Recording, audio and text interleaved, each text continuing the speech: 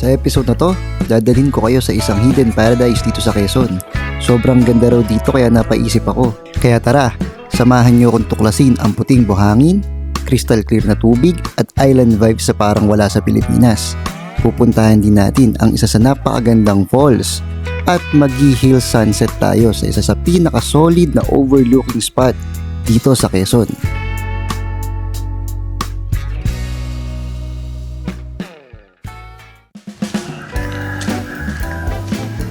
So papunta tayo ngayon ng Alibihaban Island. And dala namin yung mga epektos namin. Kala tayo dun. Sigurado maganda to. Isa na medyo tinanghali kami. Bumili pa kami ng mga ulam. Medyo masakit pa nga ulo ko. Siguro mamaya pagkatapos ng tour namin papahinga kami. Kaya tara. Saan? Kuya Jinggoy. Kuya Jinggoy, nako, sunog kami rito. Patay tayo rito, tol. Kaya ayaw sumama ni Pips eh. Kaya pala ayaw ni Pip sumama. Hindi, meron yan. Meron kami yan. Okay. Hindi, babalik ako. Ano? Kukain yung mag-sombrero ko. Ay, hindi, ano ko to. Ay na eh, oh. Mamaga na. Okay na yan. Hindi na. Pagkakita nililom na. Wala kang bubong? Bubong? Yan. Wala? Ha? Hindi, walang bubong. Kailang. Kuha ko sombrero.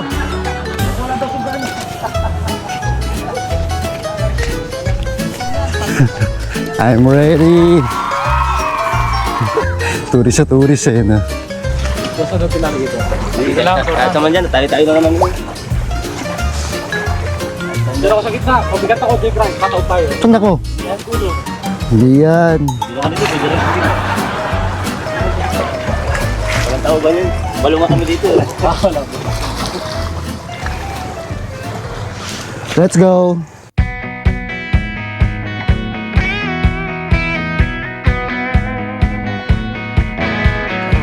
Do you remember when we couldn't get enough of it all? We kept it going for so long, so long. I don't know where I would be if we let it go. Cause every time we try to break it down and build again, yeah, every time we try to make up for something lost, you know, we're never letting go. This time we can reach the sky on a prayer, we go higher than high.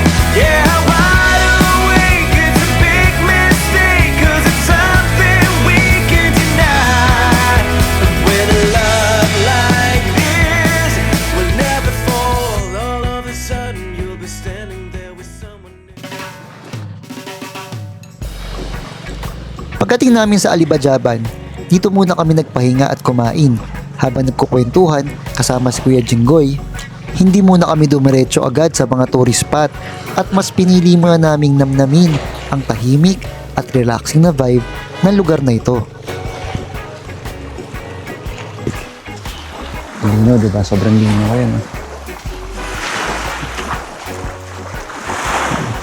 Lino yung buhangin.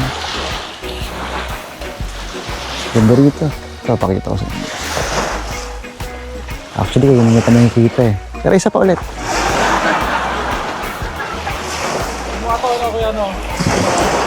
Ang galing yan. Dito.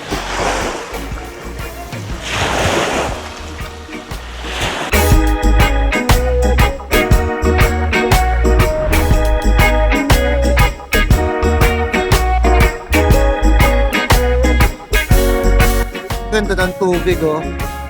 Look at that.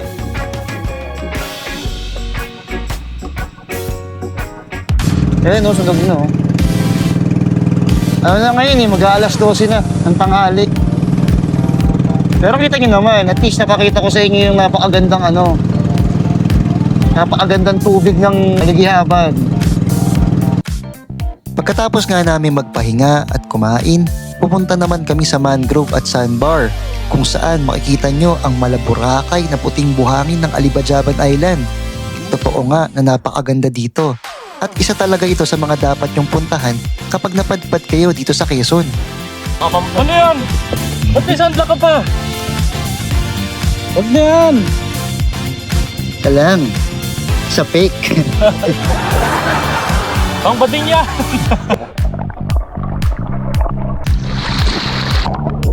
Maganda no, maganda oh. Ayan ah, maganda rito guys ha. Ayan, maganda. At maganda rin dito, at di lang maganda rito. Marami ring magaganda rito.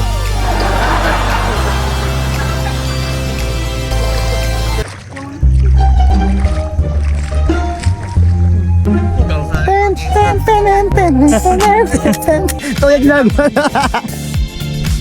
Hoy! Sinigit ka ako! Go! Woo!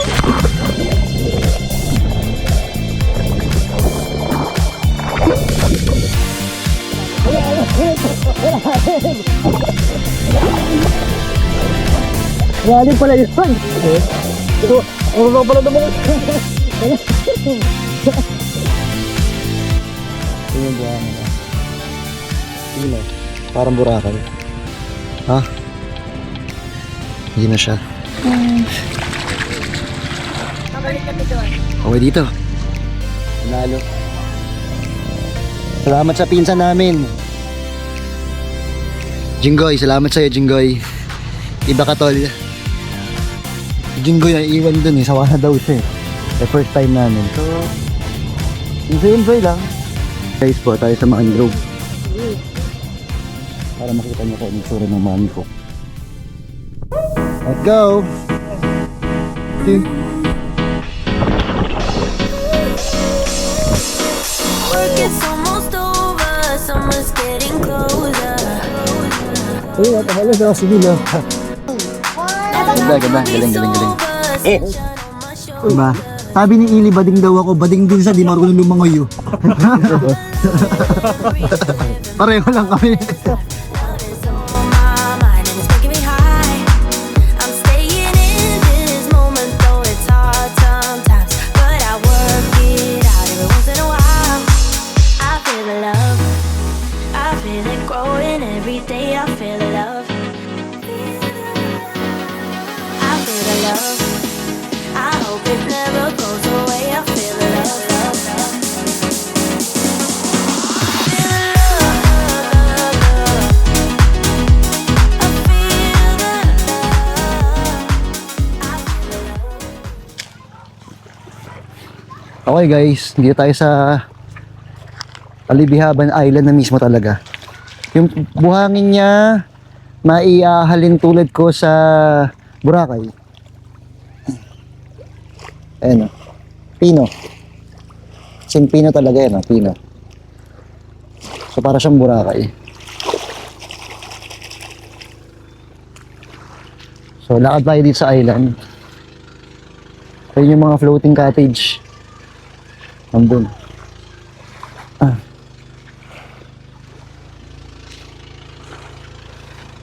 So dito pwede mag-camping. Hello kuya.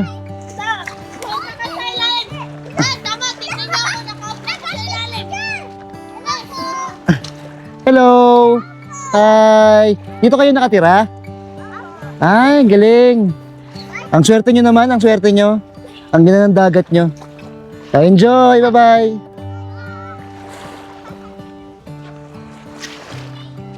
Hindi, I mean, may kalye sa loob? Wala. Ah, meron na. Okay. Hindi, kalye na pwedeng magmotor, yung sementado na. Ah, wala pa. So yung papunta sa pinakadulo, wala pa siya. Ah, okay. Pero lusot motor. So may mga motor na rin po dyan sa loob. Ah, okay po. So pag pupunta po kayo, tanong ko lang po kung pag galing kayo ito, papunta sa dulo, kano katagal pag nakamotor po? Ay, saglit lang po. Saglit lang po at maikli naman po yan. Ah, maikli. Kasi umikot kami ron eh. Pwede mapumunta. Hindi, I mean, umikot kami ng bangka sa pinakadulo. Malayo lang po dyan pag naikutin yung pagka. Kaya pag-motor yan ang Oo. Kaya nga, inikot po namin. medyo malayo. Pero pag-amot rin po yan, malapit lang po. Ah, okay. Ganito po talaga kayo. Tagabayan. Ah, okay po. Tagabayan. Ganda po rito. Ganda po. Dito po muna ako. Sorry po, nastorbo kayo ha. Yung floating cottage stall, ano no? Sabi nila, 450 daw per hour. Ito na yung binababaan ng mga tourist. Ano siya? Ayan. Ayan na yun. Diyan ka bababa. Tapos yun, may ano ron, no? May tent. Bibiyahe ako dito 7 hours. Worth it yung 7 hours nyo. Alam na pag nagpunta kayo sa mangrove. Worth it. Pwede kayong tumambay doon. Pwede kayong kumain. Dito pwede kayong kumain. Sa floating cottage, pwede rin kayong tumambay. Ayun, ito ang ating alibihaban na tour. So, stay put lang kayo. Bukas, punta tayo ng Makayapa and Baroto Falls. Yan. Yung dalawa papuntahan natin yan. Kasi parang pag pumunta ka rito pala, package na yun. Pag pumunta ka rito, kailangan puntahan mo rin yun. Pero nakakapawi yung init pag nakikita mo yung ganda ng beach. Sarap mag-travel. So, hanggat kaya nyo pa mag-travel lang kayo na mag-travel. Minsan lang yan. Pag nanghina na kayo, hindi nyo na magagawa mag-travel. So, enjoy life. Enjoy lang tayo. Travel ng travel. Para maraming memories na makolekta. Drama na naman, no? Tara na nga!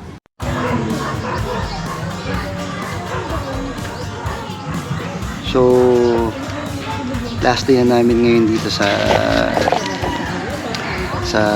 San Andres Port.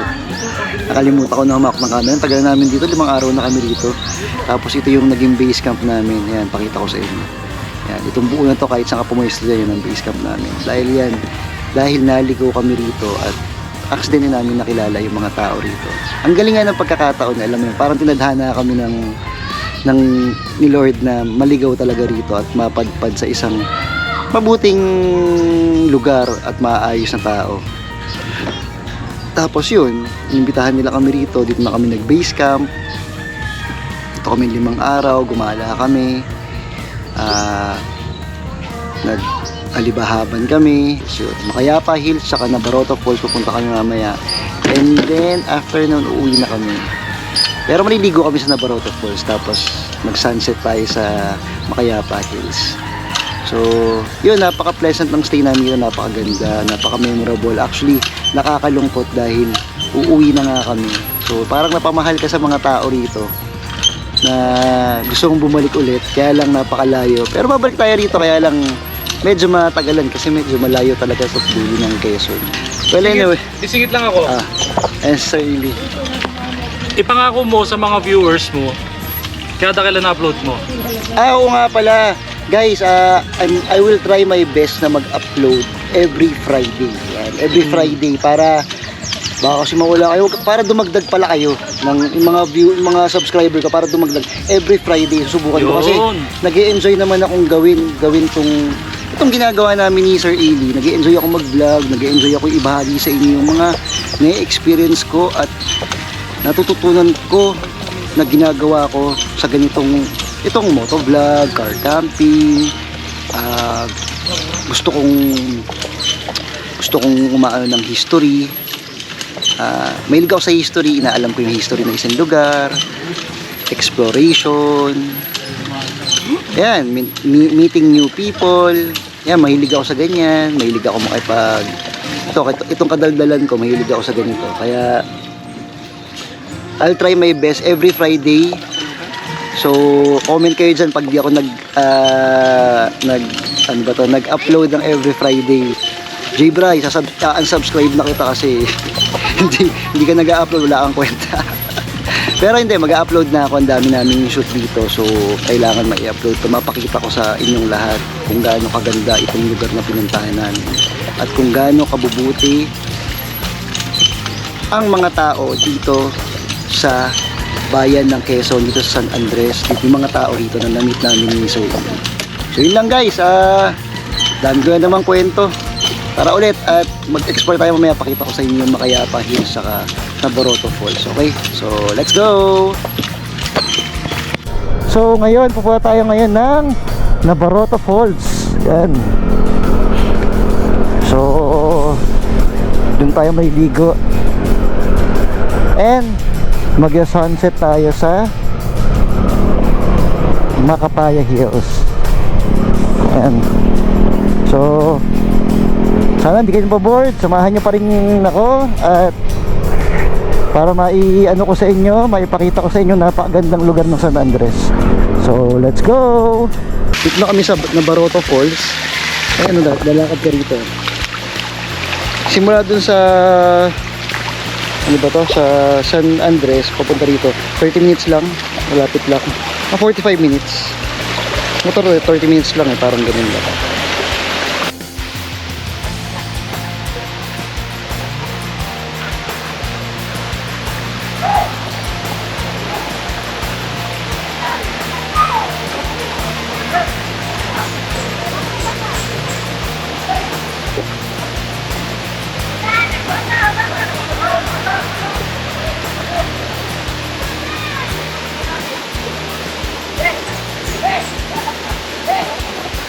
Summer kasi ngayon. Pal, ito na yung falls. Yan na yun. But, di ba hindi siya mataas? Eh, ano yung taas? Wala na yun. So, ito na yung pinaka-falls talaga. Ah, okay. Ang linaw, oh. Ayan, oh. Oh, ang linaw.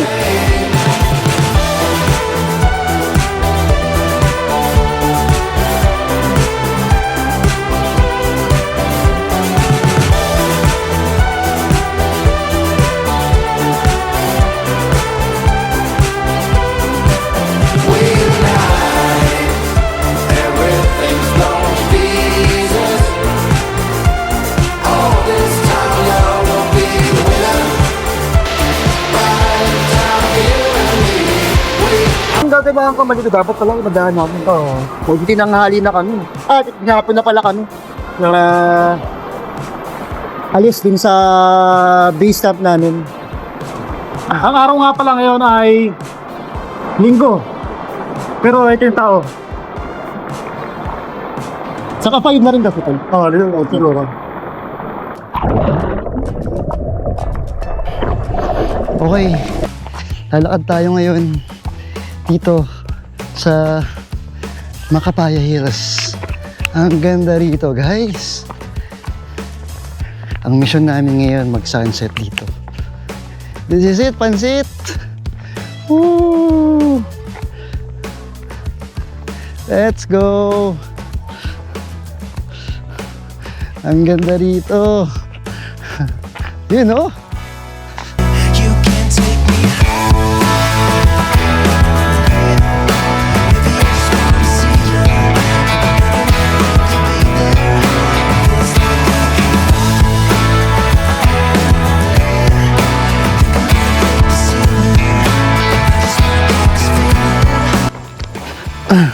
So yun, dito kami tapos na mag-sunset. At dito ito na pinaka last trip namin dito sa San Andres, Quezon. Ito na yung pinaka last moment na after nito uwi na kami pabalik ng Manila. Another 7 hours motorcycle ride. So sa mga nakarating dito, maraming salamat. Ang dami namin pinagdaanan ni Sir Eli.